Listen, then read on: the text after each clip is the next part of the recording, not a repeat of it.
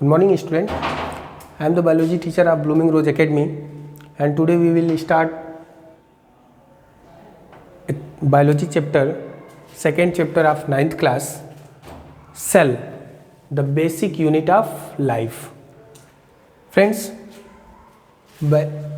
जो 9th की class में जो सिलेबस है बायोलॉजी का, उसमें बहुत सारे चैप्टर्स हैं, जिसमें जो सबसे यूनिक चैप्टर होता है, जो बेस क्या होता है, उस चैप्टर को हम लोग इनिशिएट करते हैं पहले, जिसमें से वो सेल हम चैप्टर स्टार्ट करेंगे, the basic unit of life. नाम से ही पता चल रहा है बेसिक यूनिट ऑफ लाइफ, यानी कि कोई भी लिविंग ऑर्गेनिज्म जो होता है, वो चाहे प्लांट हो या फिर एनिमल हो या कोई भी ऑर्गेनिज्म हो, उसकी लाइफ अगर होती है तो वो कहाँ से स्टार्ट होती है? सेल से स्टार्ट होती है।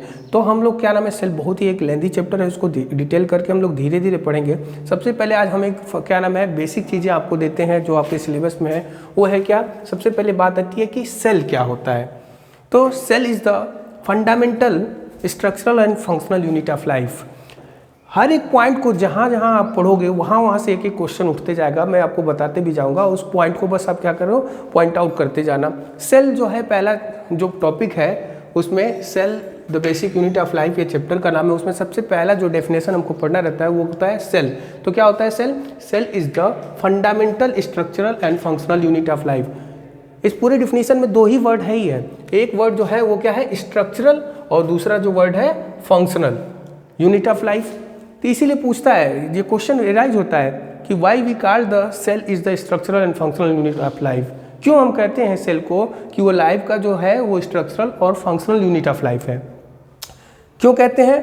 इसलिए कहते हैं cell is the structural and functional unit of life because every organism is made up of cell. प्रत्येक ऑर्गेनिज्म जो होता है उसका जो बॉडी होती है वो बनी होती है सेल से, इसीलिए उसको हम क्या बोलते हैं? स्ट्रक्चरल यूनिट ऑफ लाइफ बोलते हैं। And functional unit of life क्यों बोलते हैं?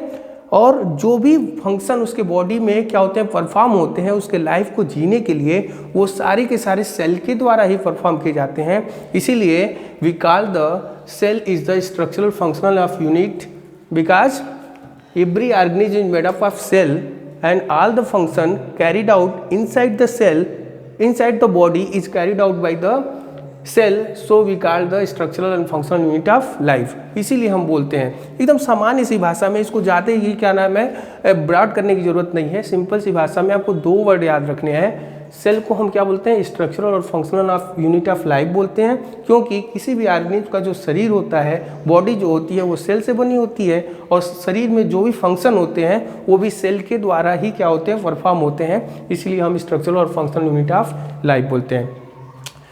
उसके बाद बात आती है कि सबसे पहले क्या नाम है सेल को किसने खोजा? तो रॉबर्ट हुक इन 1665। ये क्या नाम है? रॉबर्ट हुक ने ही सबसे पहले क्या नाम है सेल को खोजा था। ये सारी चीज़ें जब हम आपको नोट्स प्रोवाइड करेंगे तो उसमें डिटेल में देंगे, क्योंकि लेक्चर में हम आपको थोड़ा ही थोड़ा बता सकते हैं। उसके बाद एक और टर्म आता है जो थोड़ा सा हम आगे बढ़ के आपके नॉलेज के लिए बता देते हैं एक लाइन में। साइटोलॉजी एक टर्म आता है। What is cytology? तो साइटोलॉजी जैसे बायोलॉजी वैसे साइटोलॉजी।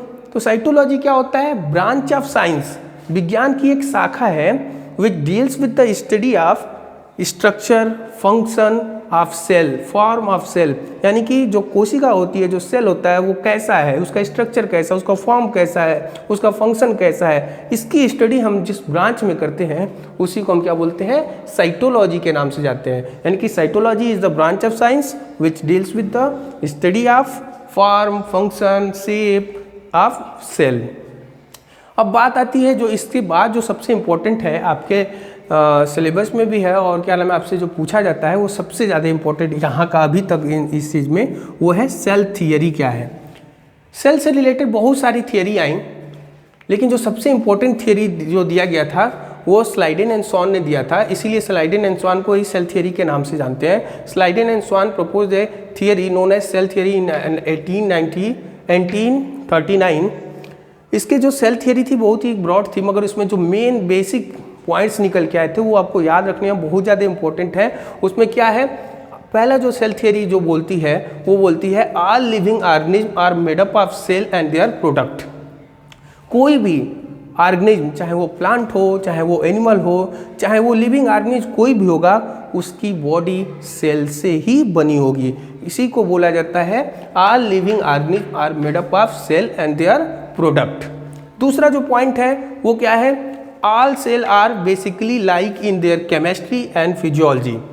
जितने भी सेल होते हैं, चाहे वो प्लांट्स के सेल हो, थोड़ा सा डिफरेंस होता है प्लांट्स और एनिमल सेल्स में, या एनिमल सेल जितने भी होते हैं, सेल जितने भी होते हैं, उनकी जो केमिस्ट्री होती है, उनकी जो फिजियोलॉजी होती है, वो एकदम क्या होती है, सिमिलर होती है। ये सेल थियरी कहता है। तीसरा जो सेल थियरी का जो पॉइंट है, जो इंपॉर्टेंट है, all cell are arises from pre existing cell, यानी कि जो भी सेल्स होती हैं वो अपने मदर सेल से या पेरेंट सेल से क्या होती हैं, एराइज होती हैं। इसी को सेल थियरी के नाम से जानते हैं। बहुत ज़्यादा इंपॉर्टेंट है ये सेल थियरी। अक्सर पूछता है सेल थियरी को किसने प्रपोज किया था, किसने दिया था। तो cell theory was given by Schleiden and Schwann in 1839 and the cell theory states that the all living organism are made up of cell and their product. All cell are basically like in their chemistry and physiology, and last one is all cell are arises from pre-existing cell। ये आज का जो क्या नाम है lecture है, वो mainly क्या नाम है एक इंट्रोडक्शन के रूप में था।